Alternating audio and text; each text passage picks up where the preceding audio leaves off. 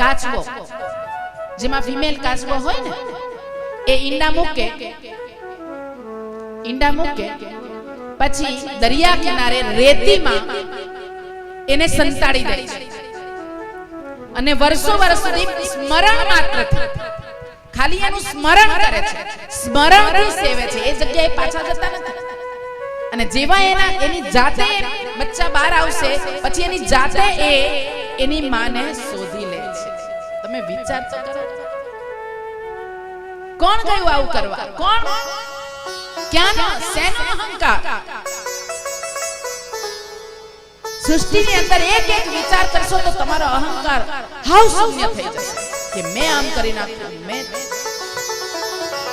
અજ્ઞાનતા એટલી મોટી વસ્તુ છે કે એમ કે ને આપણે કે ગાલીની નીચે કૂતરું ચાલે, કૂતરુંને એમ કે હું જ ભાર ખાતું છે કે હું નહીં હોતે તો આનું શું થશે, હું આમ જો ન કરાવે તો આનું શું થશે, એ તો હારું કે અમે આમ કર્યું નહીં તો આનું તો કલ્યાણ જ થઈ જતે. ભાઈ એ તો કલ્યાણ કરવા વાળો બેઠેલો જ બધા.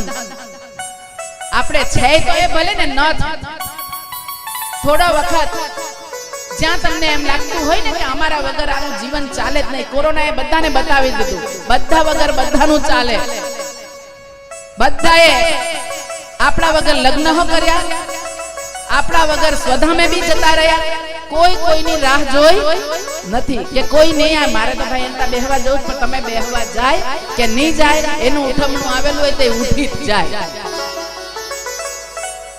ખોટા અહંકારમાં મેં કરતા કોઈ દિવસ આપણો જીવનનો ઉદ્ધાર થતો નથી. તો કાચબો એ સ્મરણ માત્રથી કરે છે.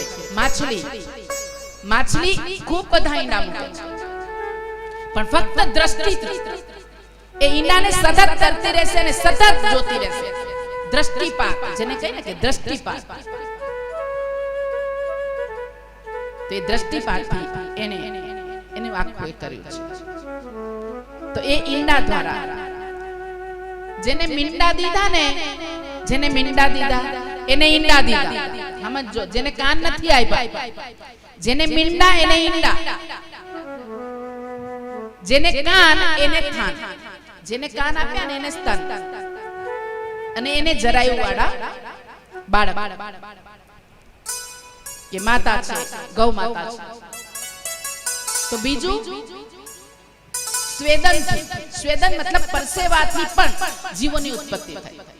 આપણે માથું ધોય જ નહીં તો જૂ લીક પડે કે એ કોઈ આપણે ઉત્પન્ન કરતા છે?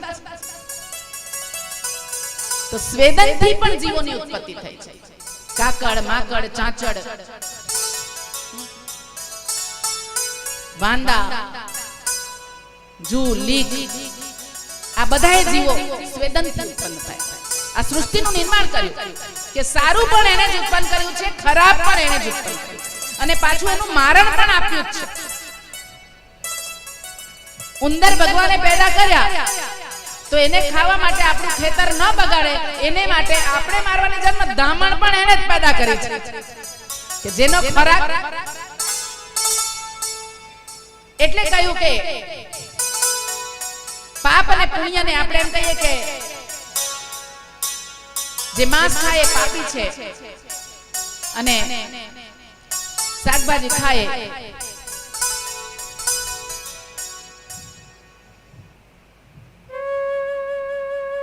જે જીભથી પાણી પીને એ માંસાહારી.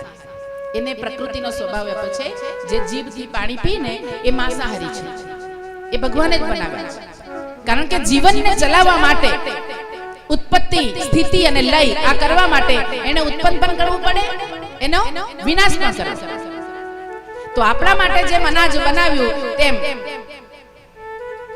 જે આ માંસ બક્ષી છે એને માટે માંસ બનાવે છે. ગાયને તમે કેટલું પણ સ્વાદિષ્ટ મટન બનાવીને દઈ દો એ ખાશે નહીં, અને સિંહને તમે રચકો આપો, ઘાસ આપો તો એ નહીં ખાશે. પણ માણસ જ એવો છે કે આનો રચકો એ ખાઈ જાય ને આનું માંસ એ ખાઈ જાય કે એને સ્વતંત્રતા કાઈ પણ કરે. તો જે હોઠથી પાણી પી, તો તમે હોઠથી પાણી પીવું છો કે જીભથી પાણી પીવું છો? બોલો તો જીભથી પાણી પીવા વાળા કેટલા છે? હાથ ઉપર કરો કે જે જીભથી પી.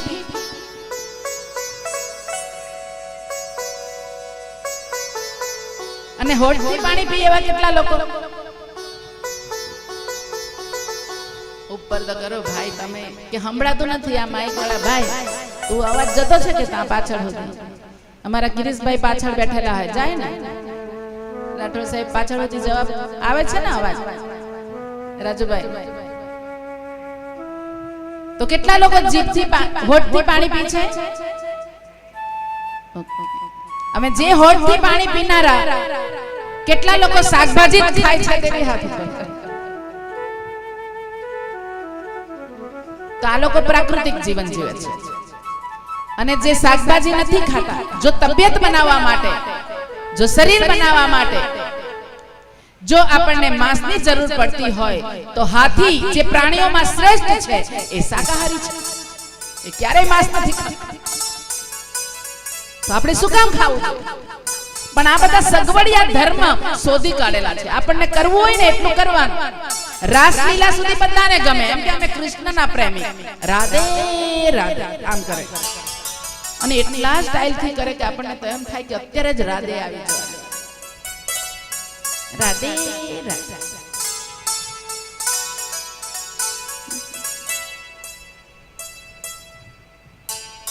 તો રાસલીલા સુધી એનું ગમે, પણ એને તો રાષ્ટ્રલીલા એ કરી. આગળ વધો ને, આખી જિંદગી રાસલીલા નથી કર્યા કરે,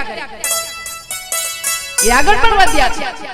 અને પછી જે આ નાના બાળકો જે છે એ જે રમકડાથી રમતા હોય, એ રમકડાથી મોટા થાય ત્યાં સુધી રમે ન રમે ને? એ લોકોને તો રોજ રોજના નવા રમકડા છે. અમારી હારું છે, આ લોકો આ બધા નાના બાળકો એ છે હારું. પછી ભલે ને એના જ રમકડા ફરી પેક કરીને આપો, પણ નવું પેકિંગ જોઈએ. અને આપણે એક ના એક ફૂલ, એક ના એક કંકુ ચખા, બસ આમ પૂજા, આટલી પૂજા. ભાઈ સુધરી જાવ રે, મગજ બદલી કાઢો. પણ બધાએ એકબીજાના કામમાં ડાપણ કરવું છે. કોઈએ પોતાના કામમાં પરફેક્ટ રહેવું નથી, પણ બીજાનામાં જોવું છે કે આ લોકો શું કરે છે ને આ લોકો શું કરે છે. જ્યાં સુધી જીવનમાં સ્વદોષ દર્શન, પરગુણ દર્શન નહીં આવશે ત્યાં સુધી જીવનનો વિકાસ ક્યારેય શક્ય નથી. તો આ રીતે સૃષ્ટિનું નિર્માણ ભગવાને કર્યું. એ જ રચયિતા છે, રચના એ જ રચયિતા છે. એ જ આ બધી સૃષ્ટિનું નિર્માણ કરી રહ્યો છે અને એ જ ધ્વંસ પણ કરી રહ્યો છે. પણ એ સાહજિક કર્મો જે આપણને આપ્યા છે, એ સાહજિક કર્મોમાં આપણે રહીએ, એ ખૂબ મહત્વનું છે.